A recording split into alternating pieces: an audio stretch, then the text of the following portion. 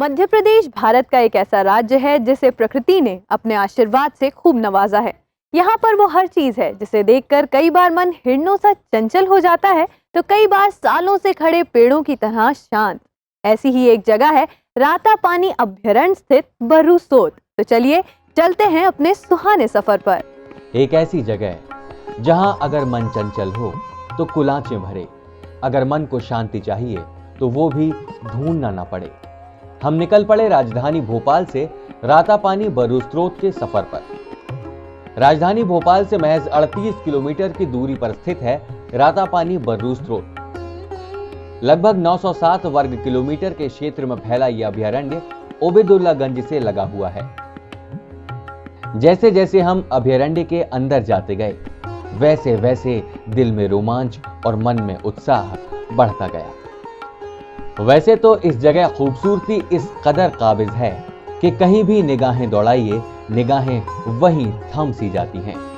लेकिन इनमें भी कुछ खास जगह हैं। तो सबसे पहले हमने रुख किया बर्रू स्रोत का। बर्रू स्रोत रातापानी का एक बड़ा क्षेत्र है। यहां पाई जाने वाली एक विशेष घास को बर्रू कहा जाता है, जिसकी वजह से इसका नाम बर्रू स्रोत पड़ गया। वैसे अगर आप अपने बुजुर्गों से पूछेंगे तो वो आपको बर्रू के बारे में एक खास बात और बता सकते हैं। दरअसल बर्रू का उपयोग प्राचीन समय में लिखने के लिए पेन की निब के तौर पर किया जाता था। इस अभयारण्य में लगे हुए दरख्त इस कदर घने हैं कि कई बार तो ऐसा महसूस होता है जैसे सूरज को भी जमीन पर अपनी किरणों को उतारने में संघर्ष करना पड़ रहा है।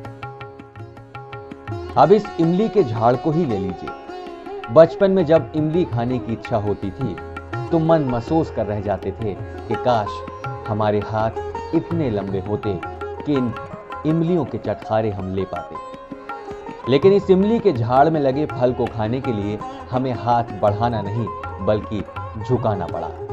और ये देखिए कुदरत का एक और करिश्मा। आपने सांप को केंचुली बदलने के बारे में तो सुना ही होगा, लेकिन पहली बार आप किसी पेड़ को अपनी केंचुली बदलते हुए देख सकते हैं। कुल्लू नाम का यह पेड़ अपनी पुरानी छाल को उतारकर हमेशा खुद को ऐसा पाक शफाफ बना देता है। अभयारण्य के इस इलाके में आपको घने जंगल और उनमें विचरण करते पशु पक्षी तो देखने को मिल ही जाते हैं।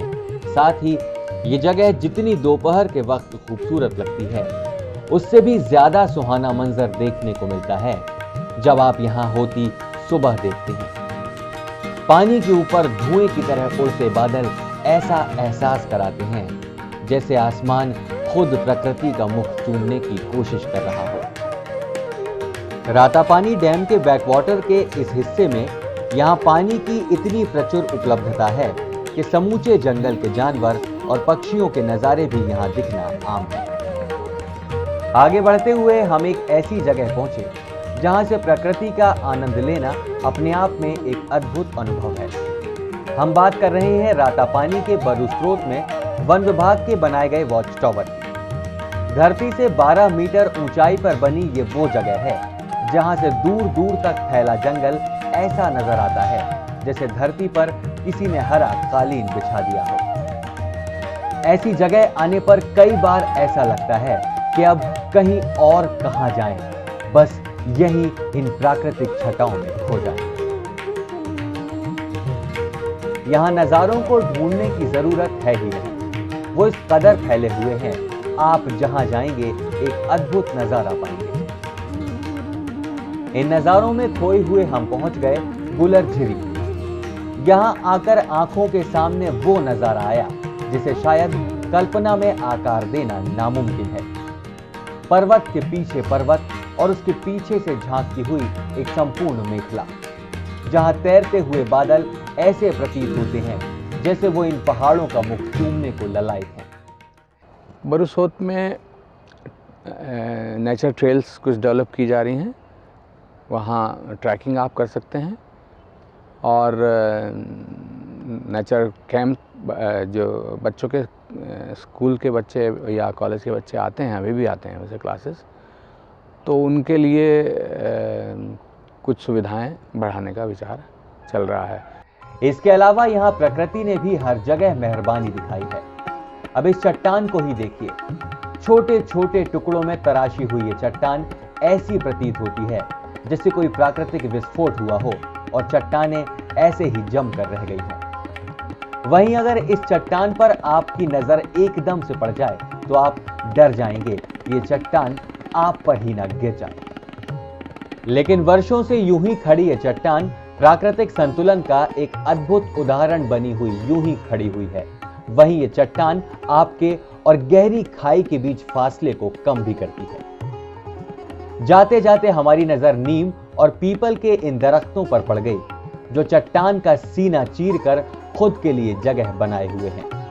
यहां भी ऐसा लगता है कि प्रकृति के बस में सब कुछ संभव है। इन नजारों के बीच से आप नर्मदा नदी के चौड़े पाट को भी निहार सकते हैं। रातापानी वो जगह है जहां आप बगैर उकताए हुए घंटों बिता सकते हैं। यहां से चलते चलते हमें थकान हो गई तो मन किया कि कहीं थोड़ी देर के लिए सुस्ता लें, तो हमने रुख किया गेस्ट हाउस की तरफ। वन विभाग ने यहां सैलानियों की सुविधा के लिए घने जंगलों और कल कल बहती नदी के पास एक गेस्ट हाउस बना दिया है जहां रुककर सैलानी अपने सुकून को 2 गुना कर सकते हैं। इस गेस्ट हाउस में बिजली की व्यवस्था उपलब्ध नहीं कराई गई है जिससे आप अपने परिवार के साथ वाइल्ड लाइफ का भरपूर आनंद उठा सकें। आइए इस जगह के बारे में कुछ सैलानियों से ही जानते हैं। लेकिन इस प्रकृति ने इन्हें अपने रंग में इस कदर डुबो रखा है कि ये भी बच्चे बनकर मस्ती करने में लगे हुए हैं। बहुत अच्छा लग रहा है कि एक शांत जगह है जहाँ हम अपने आप को एंजॉय कर सकते हैं। We are very happy to be here. The beauty around is just magnificent, and we were lucky to see some animals, the deer, the peacock, and we really had a nice time playing games. So it's a beautiful place, and we recommend this place to others. कि यहाँ पे आके ऐसी feeling हो रही है कि हर व्यक्ति को यहाँ के रहना चाहिए हमेशा। वाकई मैंने पहली बार देखी है इस तरह का जंगल, और ये अल्टीमेट जगह है। अब यहाँ पे आने के बाद तो हमें ऐसा महसूस हो रहा है जैसे हम जन्नत में आ चुके हैं। इलाका इतना खूबसूरत है और तमाम वातावरण यहाँ पे, और आज मौसम भी इतना सुहाना है कि यहाँ पे आने के बाद हमें नसीब हुआ कि कुदरत क्या होती है और कुदरत के करिश्मे कैसे होते हैं। आर्किटेक्चर बनाया उसकी तो कोई कल्पना ही नहीं की जा सकती, ना उसका कोई कंपैरिजन है, ना हम वो बना सकते हैं, ना किसी ने बनाया होगा। इस तरह सा आर्किटेक्चर है उसका। नेचुरल ब्यूटी, हर पत्ता जो बनता है अलग बनता है, हर पत्ते में भी जो है अलग शेप आता है। ये आदमी तो नहीं कर सकता, जो है वो ऊपर वाला ही कर सकता है। कितना अच्छा एरिया, शायद मैं समझता हूँ कि भोपाल के आसपास तो कहीं ऐसा एरिया मेरे को देखने में नहीं मिला। शुद्ध वातावरण, तो हम भी आज आए हैं तो कुछ न कुछ शुद्ध वातावरण का अंश ले जाएंगे अपने साथ। इस घने जंगल के बीच एकदम प्राकृतिक वातावरण में अगर आप अकेले अपने तन्हाइयों के साथ इस नज़ारे का लुत्फ लेना चाहते हैं तो वो आनंद भी आपको यहाँ मिल जाएगा। यकीन ना आए तो ये देखिए, रातापानी से विदा लेते हुए ये चेहरे कितने खुश हैं।